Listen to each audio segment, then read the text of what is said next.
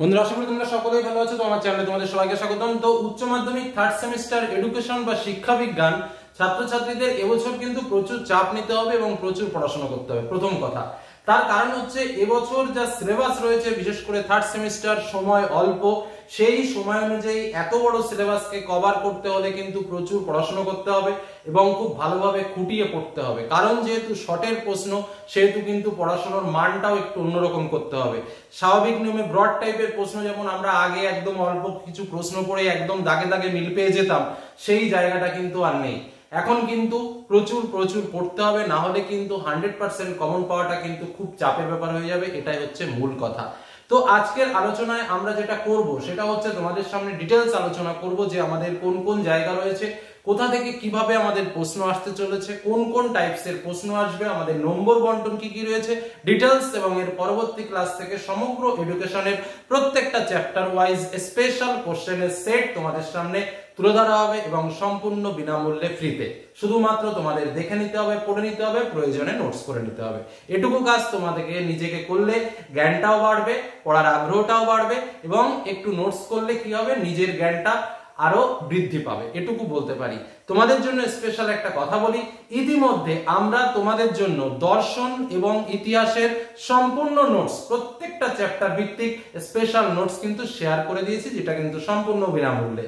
তোমরা যারা দেখোনি তারা চ্যানেল প্লেলিস্টে গিয়ে বা এই ভিডিওর ডেসক্রিপশন বক্সে তার লিংক, সম্পূর্ণ লিংকটা দেখে নিতে পারো, যেখানে প্রত্যেক চ্যাপ্টারের নোটস দেওয়া হয়ে গেছে এবং খুব তাড়াতাড়ি আমরা এডুকেশনেরও প্রত্যেক চ্যাপ্টারের নোটস কিন্তু শেয়ার করতে চলেছি। এবং এভাবে প্রত্যেকটা সাবজেক্ট, মোটামুটি বিশেষ বিশেষ সাবজেক্টগুলোর দিকে আমরা নজর রেখেছি, যাতে আমরা দ্রুত তোমাদের কাছে পৌঁছাতে পারি।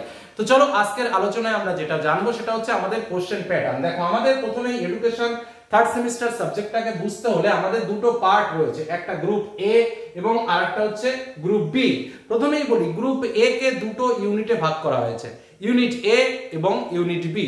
প্রথম ইউনিটে রয়েছে স্বাধীনতার পরবর্তী সময়ের শিক্ষা ব্যবস্থা।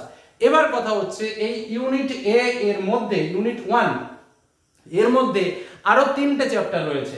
একটা হচ্ছে স্বাধীন ভারতের শিক্ষা কমিশন, জাতীয় শিক্ষানীতি 1986 এবং 2020, যেটা কিন্তু নতুন এবছর কিন্তু হয়েছে, যেটা কিন্তু আগের এডুকেশনে ছিল না।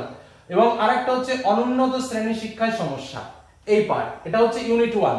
ইউনিট 2 তে তোমাদের রয়েছে একটাই চ্যাপ্টার, কিন্তু সেই একটাই চ্যাপ্টারের মধ্যে বিশেষ বিশেষ গুরুত্বপূর্ণ যে জায়গাগুলো রয়েছে, রবীন্দ্রনাথ, বিবেকানন্দ, মহাত্মা গান্ধী, রুশো এবং ডেউই, এদের সম্পর্কে কিন্তু বিস্তারিত আলোচনা রয়েছে। যে কারণে এই মহান শিক্ষাবিদ ও তাদের শিক্ষায় অবদান কিন্তু একটা ভাইটাল পার্ট।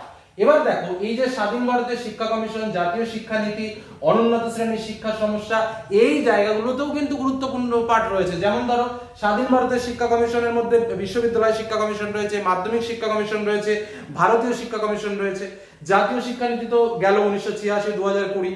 অনুন্নত শিক্ষা শ্রেণীর শিক্ষার সমস্যার মধ্যে নারী শিক্ষার সমস্যা, তপশিলি জাতীয় শিক্ষার সমস্যা, তপশিলি উপজাতি শিক্ষার সমস্যা, অনগ্রসর সম্প্রদায় জাতিগত সমস্যা, শিক্ষায় সমসুযোগের সমস্যা, অর্থনৈতিকভাবে দুর্বল ছাত্রছাত্রীদের পিছিয়ে যাওয়ার সমস্যা, এইগুলো যেমন রয়েছে।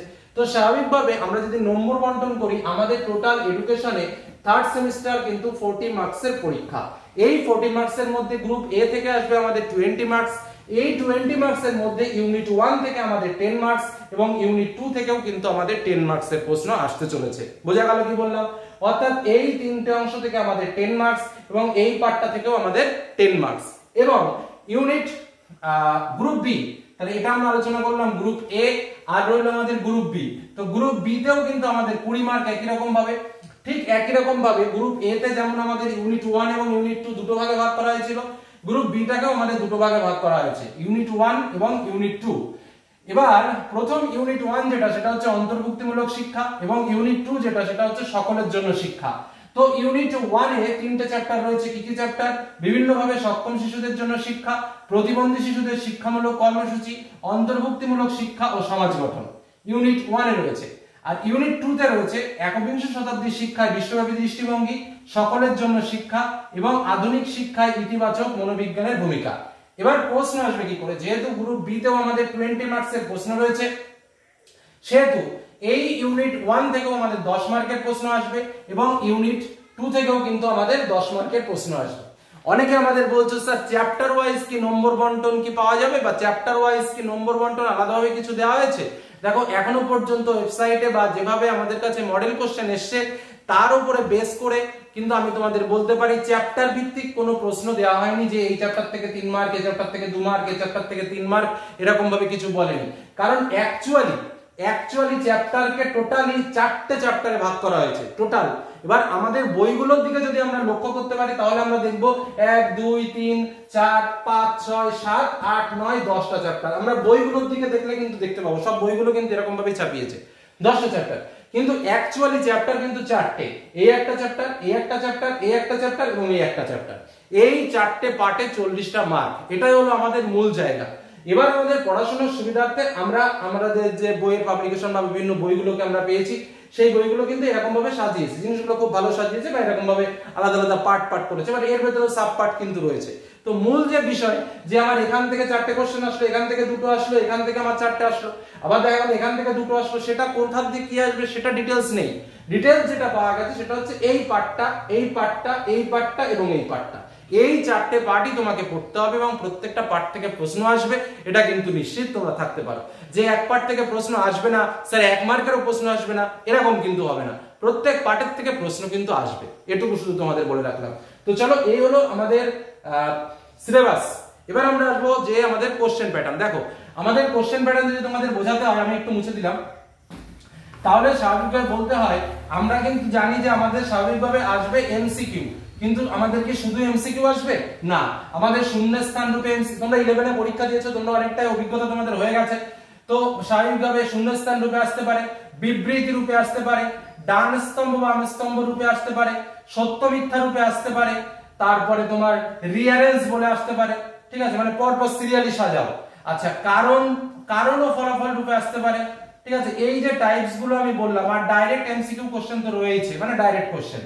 তো এই যে টাইপস গুলো বললাম, এই টাইপস গুলোর একটু মেইনটেইন করে পড়তে হবে, যে কারণে একটু বুঝে পড়তে হবে, একটু দাগিয়ে পড়তে হবে।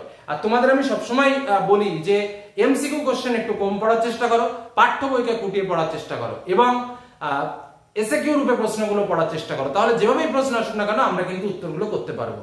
এবার তোমাদের জানাই যে এই প্রত্যেকটা চ্যাপ্টার ওয়াইজ, মানে এই 10টা চ্যাপ্টার ওয়াইজ যে 10খানা সেট আমরা রেডি করেছি প্রত্যেক সাবজেক্টের স্পেশাল কোশ্চেন নিয়ে, যেগুলো খুব তাড়াতাড়ি তোমাদের সামনে আমরা প্রকাশ করতে চলেছি। চ্যানেলের সঙ্গে থাকো, চ্যানেলকে দেখতে থাকো। আর ইতিমধ্যে আমরা বিভিন্ন সাবজেক্ট তোমাদের সামনে তুলে ধরতে শুরু করেছি। যারা চ্যানেলের সঙ্গে রয়েছে তারা জানো, যারা জানো না তারা ডেসক্রিপশন বক্সে লিংক দেখে সেই সব ভিডিওগুলো দেখে নিতে পারো, অনেক অনেক উপকারে লাগবে। এটুকু বলে আজকের আলোচনা শেষ করলাম। সকলে ভালো থেকো, সুস্থ থেকো, সাবধানে থেকো। ধন্যবাদ।